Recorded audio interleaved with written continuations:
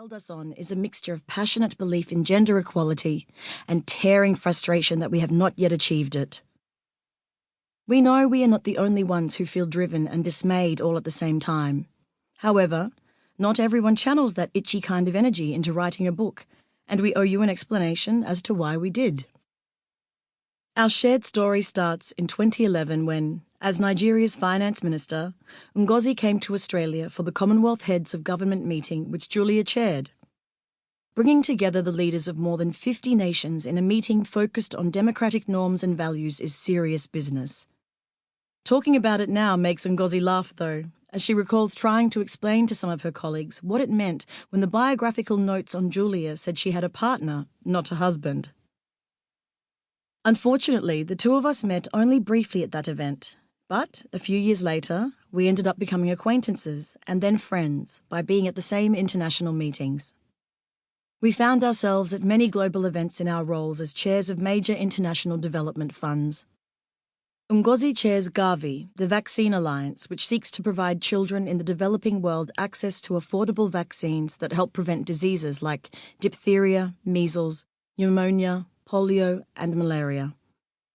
Julia chairs the Global Partnership for Education, which focuses on school education in the poorest countries in the world. In the margins of these meetings, we started to have hurried conversations about women leaders. There was always something happening to a female prime minister or president that we thought might be the result of gender biases, but we wanted to talk it through. Out of these discussions, we started putting theories to each other about what was happening.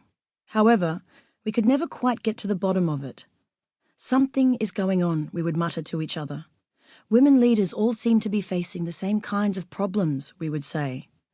Why is it as bad as this and not getting better? We would cry out in frustration between ourselves. Then Hillary Clinton lost the US presidential election, and our talks took on a new earnestness. At some point, we started to move beyond anecdotes to more structured conversations.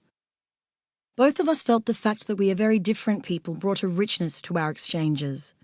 It seemed to help us puzzle out more together than we could have done alone. Slowly but surely, we inched our way forward to the big question. Should we try to write something on women and leadership, which would further our own thinking and hopefully inform and inspire women?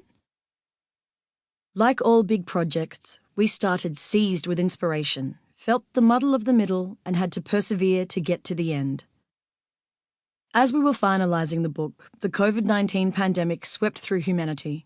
Both of us joined the billions working from home while worrying about family, friends, and the future. Ngozi's workload was accelerated given her key role in the global organisation responsible for vaccines, and the need to advocate for immediate assistance to African nations as they confronted the virus. Importantly, Ngozi became a special envoy for the global initiative to accelerate the development, production, and delivery of COVID-19 vaccines, therapeutics, and diagnostics. Julia also experienced new demands, helping the Global Partnership for Education as it urgently worked to maintain some form of educational continuity for the poorest children in the world. Tragically, prior experience with epidemics like Ebola has shown that without extraordinary efforts, child marriage soars and the most marginalised girls never return to school. At the same time, demand surged for the services of Beyond Blue, the innovative mental health body Julia chairs. Yet, out of all this pressure, doom and gloom, there are fresh insights about the value of caring work, the need for empathy and the importance of community. At the time of writing, we are both still asking ourselves the question, can we emerge from this stronger? Will we see a new global understanding about the true value of so much of what has been historically defined as women's work? A determination to address growing inequalities, an embrace of telework to provide family-friendly flexibility, and a new spirit of kindness based on the dramatic reminder of our shared humanity. Rather than resorting to the trite saying, "Time will tell," in our own ways, we want to be participants in distilling the lessons learnt. For now, we are pleased that we found the time needed to finalise the book between so many urgent video conferences.